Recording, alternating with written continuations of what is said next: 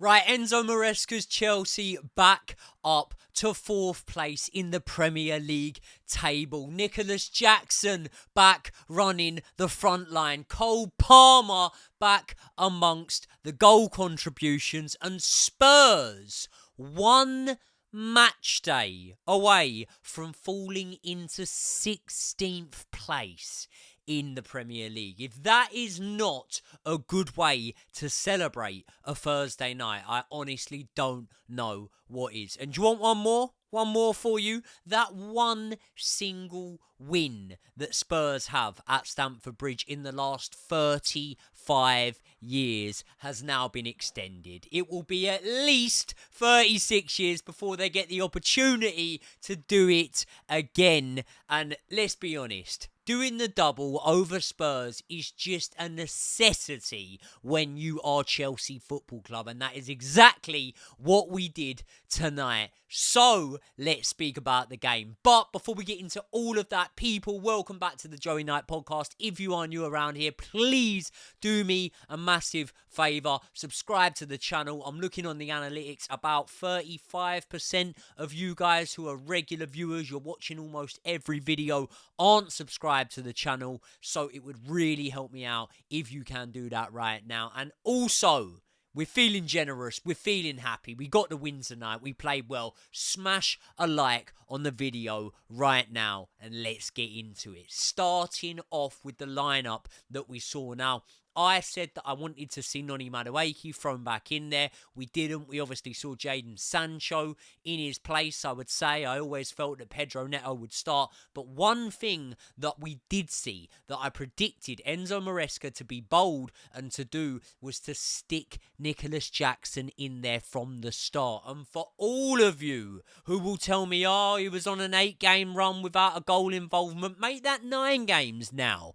But if you can sit here, look me in the eye and tell me that Nicholas Jackson doesn't instantly improve the fluidity of our team, not just our front line, our entire team, I do not know what you are smoking. My God, this man makes things tick for Chelsea Football Club. And the reason I say our team, not just our front line, is he nearly opens the scoring after 45 seconds, and that is from a ball over the top from Trevor Chalobah. Sorry, King Trevor Chalobah. He puts it over the top. He sees the run of Nicholas Jackson, and that is what Jackson does. He gets busy along that front line. It ends up being a really weird one, actually.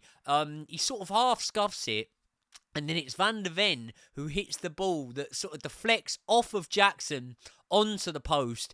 Either way, it doesn't end up going in. Cole Palmer, by the way, in that first half, looking so much more lively. He really, really came into his element. And I think that, you know, it really showed along that front line especially. I do say the whole team, but along that front line, how important Nicholas Jackson is. And we've been calling it week in, week out, how important Nicholas Jackson is for Cole Palmer.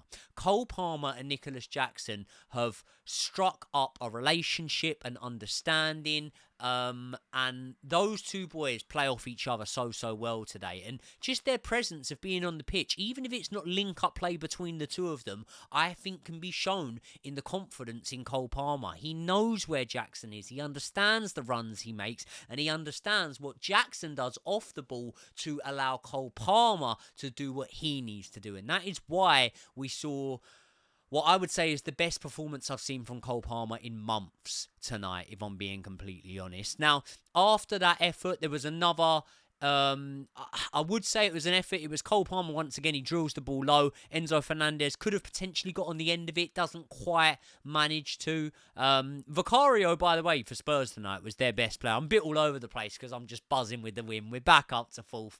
And obviously things have gone against us this week, you know. Newcastle didn't play great, but they got the win. Aston Villa obviously getting the 3-0 win. What a change Asensio and Marcus Rashford has made for them. While in our January transfer window, who did we sign? Amargu, and he still hasn't even played a minute of football hardly. But either way, let's not talk about that. Let's talk about that front line. Now, Pedro Neto, he did what I always expect him to do. He whipped in a nice few balls. Did well, Pedro Neto. Wasn't prolific in any way. Jadon Sancho was one that I was a bit, I'm in an R and on. I feel like he slowed the game down at times. I feel like there were certain times when I was begging for him to release the ball quicker, get it out of his feet quicker. Although saying that, barring the shot off the post, if you want to call it a shot from Nicholas Jackson, it was Jadon Sancho that had the best chance of the first half when he forced a really good save from Vicario, who tilted it over the bar. The ball comes over the top for Pedro Neto. Jadon Sancho's first touch, cool and calm, very, very good.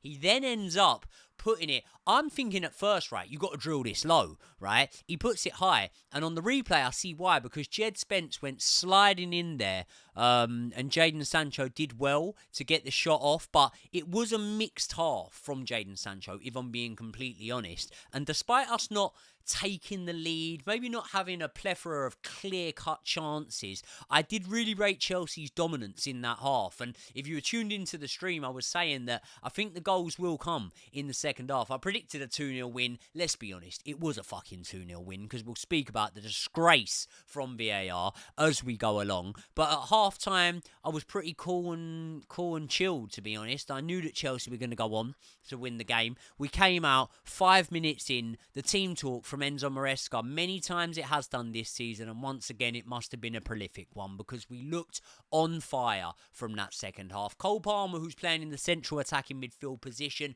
drifts out wide, dinks a beauty of a ball over to the real Argentinian king, Enzo Fernandez. Bullet header, which leaves Vicario scrambled, tied up in his own net. It was a beauty. And when Enzo Fernandez gets his head on that dinked ball, right, it makes it 10 goal involvements in the league in 28 appearances for Enzo Fernandez this season. Last season, remember, he missed the last 10 games, didn't he? Through that injury, and when he had to have the surgery on the hernia, I believe it was, right? So last season, he finished the season with 5 goal involvements. He's got 10. And we've got 8 games to go. You would be a brave man to back against him, making it even more in those final 8 games. And do you know what? He nearly 5 minutes later plays a key hand in us going 2-0 up. And I would say we should have gone 2-0 up. Like, it was absolutely ridiculous. If you saw my reaction on the live stream, I went absolutely fucking mental for this one. Because when Moises Caicedo signed for Chelsea Football Club, he signed for a big fee, you know. Came in, upped his wages straight away. Had a, some would call it a shocker of a debut. I wouldn't really, but he gave away a penalty and whatnot and didn't look great against West Ham. And then has consistently just been brilliant ever since. And it goes under the radar somewhat. Name me a better central defensive midfielder in world football than Moises Caicedo. Because you might be able to name me one. I don't think you can name me two. I honestly don't think you can name me two. Moises Caicedo, electric. And the work he was doing on the pitch was going unnoticed at times, because he took a big knock early on. Reece James was off the bench. He was warming up. He could have had to have come off the pitch early on. He stays on. He makes some real sort of game-defining challenges. And when Enzo Fernandez whips in this free kick, right, Spurs deal with it. They head it back out. It drops to Caicedo, and when he signed that contract, there was a clause in it. I will only score screamers for this club. He hits it on the volley and scores a screamer. Another one that would have been a goal of the month contender, maybe even a goal of the season contender, the way he hits it with the power and the swerve on the volley for Moises Caicedo. And what happens? VAR go and fuck it up like they have everything more or less this season. And don't worry, because we'll speak about VAR's contribution towards Chelsea after that, and I'm not having any of it. That goal should not have been disallowed, right? They said, oh, there were players in offside positions. They were players in offside positions by a fucking whisker from a ball that was whipped in that had no real interference with the goal itself, because a Spurs player clears the ball. He gets his head on it anyway. So whoever was stood in an offside position didn't benefit from it anyway. The Spurs player gets his head on the ball. It drops to Caicedo. And yeah, he scores a screamer. I don't know. I honestly don't know how they can rule that off. I think it's completely ridiculous. And let's remember now, that's the second season running that Caicedo has been robbed of a screamer against Spurs. He only scores them He only scores screamers. I was in the stands last day of the season against Bournemouth when he pretty much scored from his own half, and that's what he does. But this is where the game really erupts, because at the time, right, VAR all of a sudden goes from being our enemy to, some would say, being our friend. Some would say that, but let's have it right. It doesn't redeem itself. VAR was shit in this game, as it is in every single game. Now, initially, I didn't spot it, right? I thought that Sarr, who had come on the pitch by now for Spurs, dispossessed Caicedo and obviously went on to shoot at goal. It's from outside the box. Robert Sanchez needs to do better with it. He needs to do better with it, right? He gets a hand to it and it still goes in off the crossbar in. Spurs make it 1-1. I see Caicedo down, and I just never doubt Caicedo's integrity and honour. And I think if Caicedo's down, something's happened. Something's happened there, even though I didn't initially see it, right? As soon as we look at the VAR, I'm like, okay, panic station, that's fine. The referee's called over to the monitor. You never get called over to the monitor, really, and then go against it. I've only ever seen it happen once in the whole existence of VAR in the Premier League. It may have happened more than once, but I've only ever seen it live happen once. I believe it was in a Liverpool-Newcastle game. Either way, I'm digressing. The ref goes over to the monitor, right? Now, not only should he rule out the goal because it's a foul, Sarr should have been sent off. Sarr should have been sent off in that moment. Right? Because it used to be, vicious intent and whatnot, but they've changed the rules now, okay? So whether Sarr meant to get the ball or not, he got none of the ball and all of Caicedo. Now, he didn't go studs up on Caicedo's foot. He goes above the knee. Studs on Caicedo, right? They end up ruling the goal out, which was right, but giving Sarr a yellow card. It should have been a red card. It should have been Spurs down to 10 men. So not only should we have been 2-0 up by this point, right? Spurs should have been down to 10 men. VAR absolutely shit tonight. And by the way, both times they did that, right? Because of human error, where they're not capable of actually just seeing what us, the average football fan, I know fuck all about football, really, in comparison to these people that are apparently employed to do this job. And I can actually solve that within a matter of moments. All in all, they took about 10 minutes to solve the first one with ruling out Caicedo's goal, and then 10 minutes or so to do the second one, and that ends up in us having 12 minutes added on to the match, which is ridiculous. Now, in the meantime, Chelsea are pretty dominant. I'd say, Tottenham do progress into our half in that last sort of final 15-20 minutes of the game, but not all that much clear cut. Board goes up for 12 minutes, and I tell you what, this is why I won't go in on Robert Sanchez too much.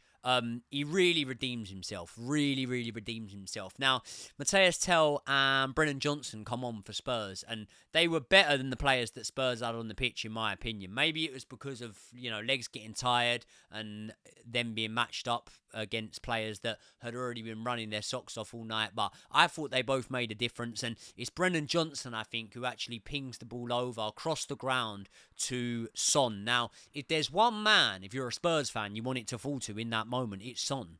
It falls to Son, he gets it on target, and Robert Sanchez makes a great save. And listen, I bang on about how I'd probably have Jorgensen in goal. I'd definitely have Petrovic in goal over Robert Sanchez. But I can't wholeheartedly sit here and be honest and tell you that either of them make that save. It was a great save from Robert Sanchez. Really, really redeemed himself there. So he can walk away with the new shaved head held very high. Chelsea hold out. We move back up to fourth. Brentford and Ipswich next. Listen, I don't give a fuck, mate. There's loads of negativity flying about at the minute. It's a game that we won tonight, 1-0. It could have been 3 or 4, right? We dominated Spurs tonight. And I'm not saying there's negativity around this game, but there is negativity around the club at the moment. I don't care.